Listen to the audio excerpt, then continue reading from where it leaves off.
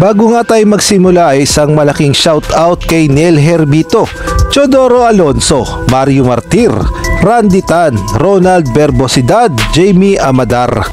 At isang malaking shoutout din kay Upgrade Mix, Tao Zone. At nais ko na rin i-promote ang aking Pinoy Viral Sports membership. Kung inyo ang nakikita ang join ay maaari nyo nga yang pindutin at once na nagpa-member kayo ay automatic na kayo sa shoutout at gain na rin sa mga future benefits. Tuloy na ngang nagpaalam si Kai Sotto sa Japan B-League, partikular na sa kanyang kupunan na Yokohama B-Core Steer dahil natapos na nga ang kanyang kontrata. At kung ating ngang babalikan ay nauna nang naglaro noon si Kai Sotto sa Hiroshima Dragonflies bago nga siya nilipat sa Yokohama B-Core Steers. At masasabi nating sa Japan B-League talaga na boost ni Kai Sotto ang kanyang performance at lalong lalo na nung na-motivate siya ni Coach Tim Cone. Kaya naman sa mga nagdaang laro ni Kai Sotto ay talaga namang naghalimaw siya sa Japan B-League. At si Kai Sotto nga ay nag-a-average ng 12.8 points, 6.4 rebounds at 1.1 blocks sa loob yan ng 34 games sa buong season. At ang hindi nga malilimutang performance ni Kai Sotto kung saan siya nga ay kumamada ng 28 points, 12 out of 15 shooting form from the floor nung nakaharap nga nila ang Albark Tokyo nung March 30. At sa mga nagtatanong naman kung plano nga ba ni Kai Sotto na muling sumubok sa NBA dahil alam naman nating lahat na ginawa na nga yan noon ni Kai Sotto at nakipagsapalaran nga siya sa NBA Summer League sa kupunan ng Orlando Magic. Kaya nga lang ang naging problema ay hindi nga pumabor ang kapalaran kay Kai Sotto sa NBA Summer League at dito pa nga niya nakuha ang kanyang injury sa likod. Kaya naman sa pagkakataon na ito ay muli ngang susubok si Kai Sotto sa NBA Summer League at kumpirmado na rin nga yan kay Coach Tim Cone. Kaya naman pakinggan natin ang buong sinabi ni Coach Tim Cone. He's actually, I think right now in an NBA camp. He's he's going to the States doing some NBA things as we speak.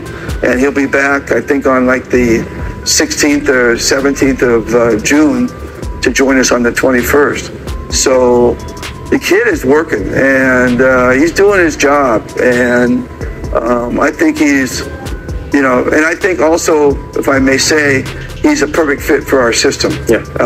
Both offensively and defensively. Our defensive systems and our offensive system. So, I think he'll just really, I think he has a chance to really take off with us.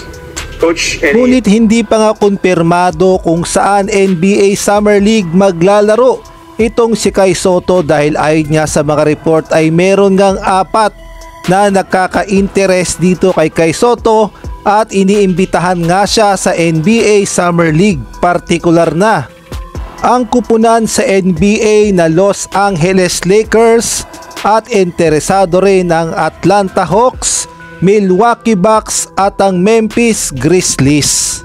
Ngunit ang kampo nga ni Kai Sotto ay wala pa ngang binibigay na detalye kung saan nga ba maglalaro na NBA team si Kai Sotto sa NBA Summer League. At alam naman nating lahat na si Kai Sotto ay gagamitin din sa Olympic Qualifying Tournament sa July. Kaya naman dito talaga masusubukan itong si Kai Sotto dahil mga powerhouse ang ating mga makakatapat, partikular na ang Latvia at Georgia. At dito nga mas maha-highlight itong si Kai Sotto at dito rin niya mas lalong maipapakita ang kanyang galing. At ay na rin mismo kay Coach Tim Cone ay mas mahabang playing time ang ibibigay kay Kai Sotto upang lalong maipakita ni Kai Sotto ang kanyang galing sa Gilas, Pilipinas. Hindi nga gaya noon kay Coach Chot Reyes na limitado lamang ang minutong binibigay kay Kai Sotto, ngunit ngayon nga ay sinigurado ni Coach Tim Cone na mabababad si Kai Sotto sa Gilas, Pilipinas. At isang malaking opportunity na rin ito kay Kai Sotto na ipakita sa mga NBA scout na manonood sa Olympic Qualifying Tournament na karapat dapat siyang makapasok sa NBA. At magkakaroon muna nga ng tune-up game ang Gilas Pilipinas kontra nga dito sa Turkey na number 24 sa FIBA World Ranking at gayon na rin dito sa Poland. Dito nga masusubukan ng Gilas Pilipinas dahil ang Poland nga ay number 15 sa FIBA World Ranking. Paghahanda na rin nga ito sa Olympic Qualifying Tournament dahil mas mabigat na ang ating makakalaban, partikular na ang Latvia na number 6 sa FIBA World Ranking at ang Georgia na number 25 naman sa FIBA World Ranking. Dito na nga masusubukan ng Gilas Pilipinas kung kaya ba nilang makapasok sa Olympic Qualifying Tournament.